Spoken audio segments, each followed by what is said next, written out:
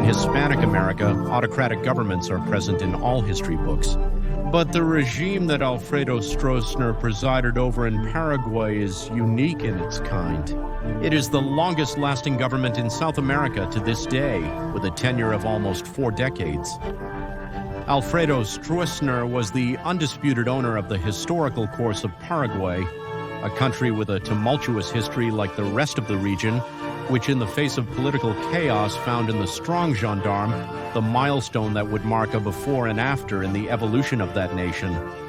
Today we are going to learn a story without waste, that of the life of General Alfredo Stroessner and his 35 years of dictatorship in Paraguay. This is Rinaldo Carrillo speaking. This is the New Encyclopedia, and I invite you to let us know your impressions in the comments, to activate the bell so you receive the channel notifications, and to support us on our Patreon, which you can find below this video.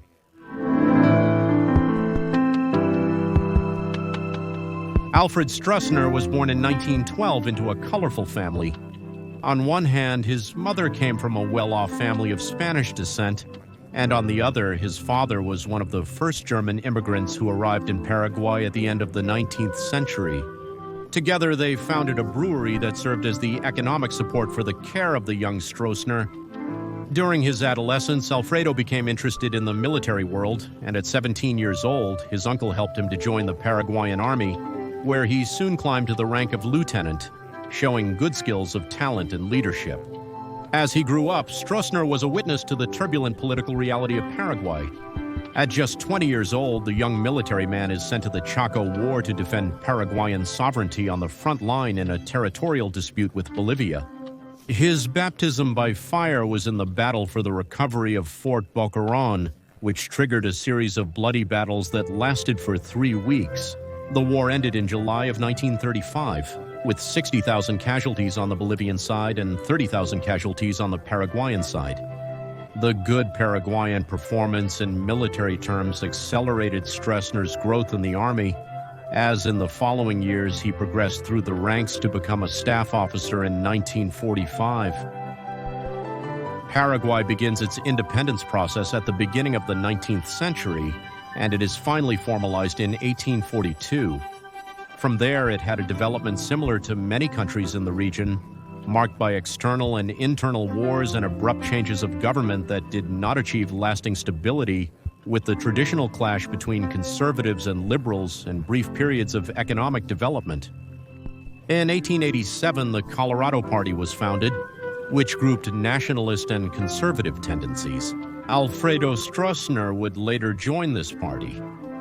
It is not until 1924 that in Paraguay in the 20th century, 2 consecutive rulers managed to complete their presidential terms without incident.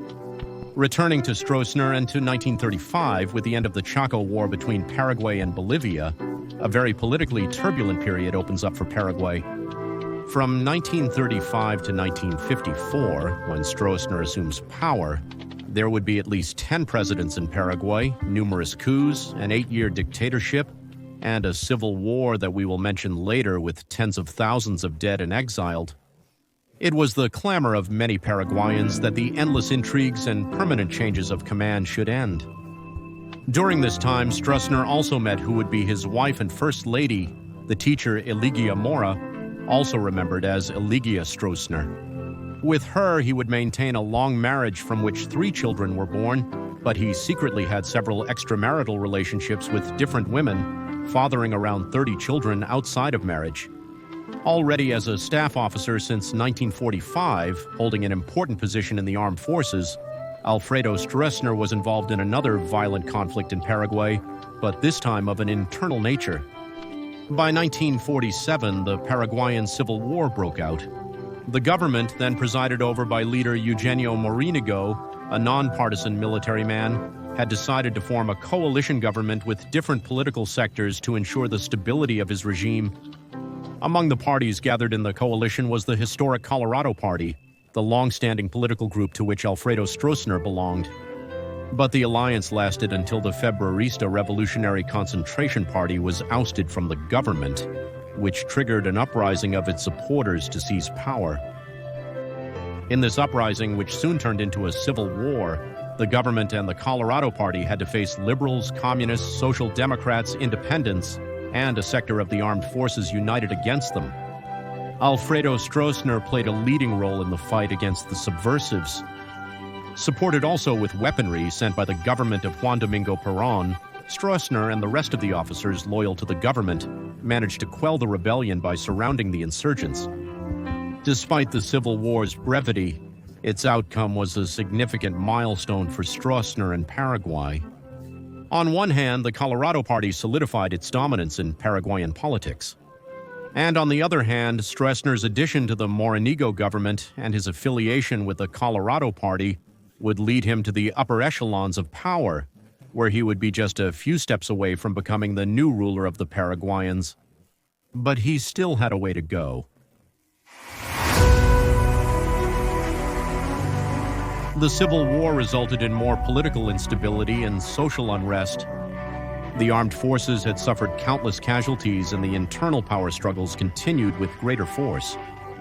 The biggest beneficiary of the war had been the Colorado Party, who were now the only party with which the victorious President Morenigo was willing to govern. The possibility seemed close, after 40 years, that the presidency would be occupied again by a member of the Colorado Party. And indeed it was. The same year, 48, through a coup d'etat, a Colorado politician was installed as president of Paraguay. But internal squabbles would continue to foster new coups and new changes of command. While new presidents came and went, General Stroessner continued to climb the ranks in the military hierarchy. By 1948, he was named commander of Paraguay's artillery. The following year, he was promoted to brigadier general, becoming at 36 years old the youngest general in South America. Finally, in 1951, he became the commander-in-chief of the armed forces. Stroessner was a very energetic and determined man, which propelled him to continue rising. In 1951, Federico Chavez was governing the country, who had assumed the presidency after the resignation of his predecessor. Chavez's government, which belonged to the Colorado Party, faced the mission of pacifying the country from the permanent political uncertainty and remedying the economic problems that plagued the population. His early presidency was fruitful. The country enjoyed greater stability than before, and the economy began to function normally.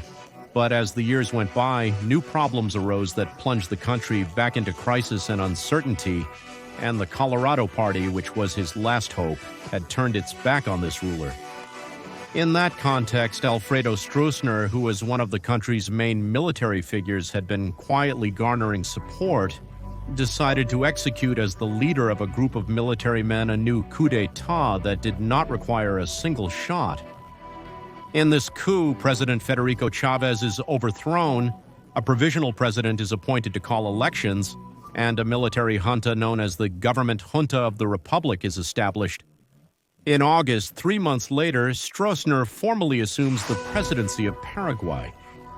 The government junta that General Stroessner and the Colorado Party instituted after the coup d'etat nominates Stroessner as presidential candidate. However, these would not be normal elections, as Alfredo Stroessner would be the only option that the population could choose. Stroessner wins the election unanimously with no opposition. With a vision fundamentally set on pacifying the country and reactivating the decimated Paraguayan economy, the Paraguayans witnessed the beginning of Alfredo Stroessner's first presidential term, not expecting that his hegemony would extend for 35 long years, being elected as president 7 times in a row in elections where the Liberal Party and the Februarista Party participated. As soon as he came to power, Stroessner found a divided Colorado Party and divided armed forces, but little by little he was remedying the situation, bringing them together under his single command. The key to understanding the reason for his lasting government is in how Alfredo Stroessner articulated the Paraguayan state. The common practice among the military regimes of the time was to base the power of the government on a single pillar, the armed forces. This is what Marcos Pérez Jiménez did in Venezuela and Manuel Odría in Peru. But Stroessner went further. Apart from the armed forces, he added another foundation to his government, the Colorado Party, which already had a lot of influence in Paraguayan politics. This strategy would form a union between the government, armed forces, and single political party, with Alfredo Stroessner as the supreme leader. After 50 years of political anarchy, the priority was stability, and with this trident, the country was effectively pacified. Conflicts and decisions were settled through Stroessner, and his person was the guarantor of order and the distribution of favors. As for the opposition, he kept a constant watch over the other political parties, while within the ranks of the Colorado Party and the armed forces, he carried out several internal purges to consolidate his command. Even for a brief period, from 1958, guerrillas were formed in Paraguay, also supported by Cuba and Venezuela, but these were defeated.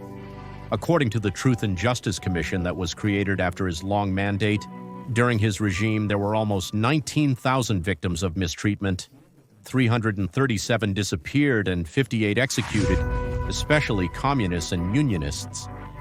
Likewise, it is estimated that more than 3,000 opponents had to go into exile. Over time, Stroessner would become more tolerant of parties.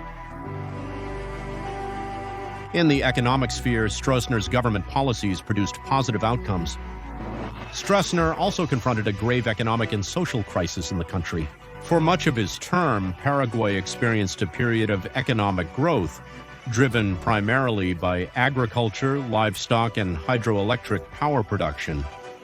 This worsened the already high levels of smuggling that Paraguay exploited due to its strategic location. Likewise, Stroessner encouraged foreign investment and promoted the development of large infrastructure projects that provided the country with a solid base for trade and social development, with Paraguay experiencing a reduction in poverty and unemployment during this period, along with an increase in socioeconomic inequality. It was not a liberal economic policy, but a pragmatic, developmental, and Keynesian one, aimed at encouraging private activity, but with a strong state orientation. The financial discipline during Stroessner's time and the stability of the currency have also been praised. Alfredo Stroessner did not adhere to a specific political ideology. The only feature that regularly stood out in his government was the strong anti-communism he preached in his speeches, in addition to a narrative with a nationalist tendency. His opposition to the far left and his commitment to combat Marxist guerrillas was in line with the alliance and support he received from the United States during his term, although the same United States would eventually withdraw their support and later facilitate his departure.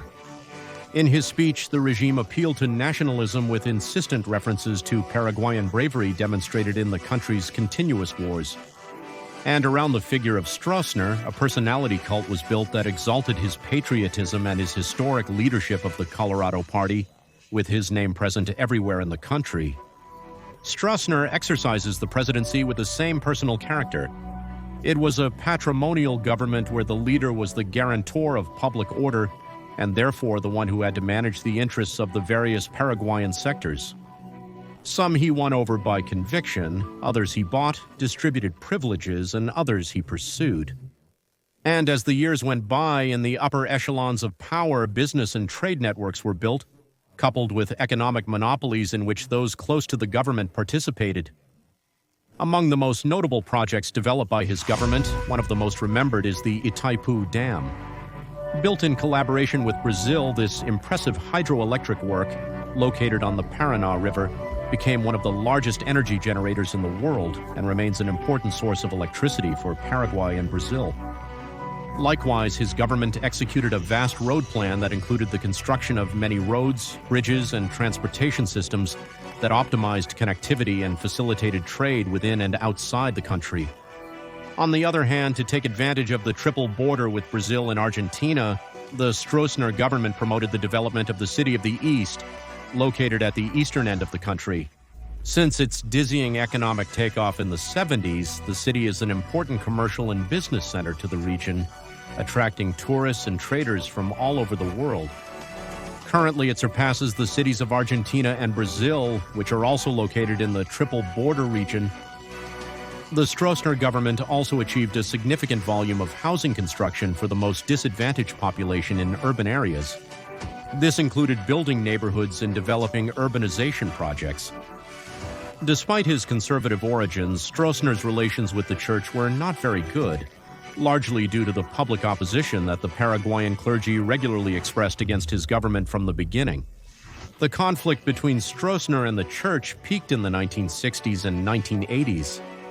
His foreign policy and relations with other countries were guided by Cold War anti-communism. In Paraguay, prominent members of governments that shared anti-communism were given asylum.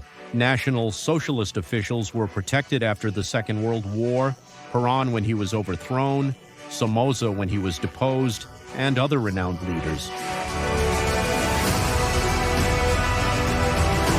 Paraguay underwent a substantial change during the 35 years of Stroessner's government, with all the shadows and lights that this regime may have had. Before Stroessner, Paraguay was a country devastated by internal conflicts, chaos, and political instability prevailed, and the economy, decimated by these problems, was stuck in backwardness. Decades after the coup of 1954, Paraguay was a different country, with political wars appeased and a thriving economy. And this material and social progress came at the cost of a regime willing to use violence for political stabilization, as well as to distribute favors in a discretionary manner, as has been common practice of any government anywhere in the world at any time. However, by the 80s, Paraguay began to experience a stagnation in its growth. After 3 decades, Alfredo Stroessner's public image had worn out, and the political climate was leaning more towards the return of a democratic system, coupled with the pressure from foreign powers that had the policy of implementing electoral democracies all over the world. The change came not only from the opposition, but also from the United States, Mubarak's greatest ally during his 3 decades in power. With the arrival of Ronald Reagan to the presidency, American foreign policy decided to withdraw its support for the Stroessner regime, and thus his government was losing strength in the country. All these circumstances led to the end of his long rule after 7 presidential re-elections. In 1989, with the support of the United States, General Andrés Rodríguez led a coup that overthrew Stroessner. The former dictator was arrested and exiled to Brazil, where he would live the rest of his days until his death in 2006. To this day, the Colorado Party remains hegemonic in Paraguayan politics, which is attributed as one of his legacies in the country's history. Stroessner left an unparalleled mark on 20th century Paraguay. Some still celebrate his birthday and see him as the only man who was able to bring peace and public order to Paraguay, while not a few have reduced his image to that of a violent tyrant who sowed terror and corruption in the country. What history shows is that violence and peace, rather than being opposites, have often been a usual complement to each other in regions with tendencies towards anarchy and disintegration. Reynaldo Carrillo spoke to you. I hope you liked this video. Don't forget to subscribe to the channel, share this material on your social networks, like it, leave your comments, and support us on our Instagram and our Patreon. Until next time, and may God bless you.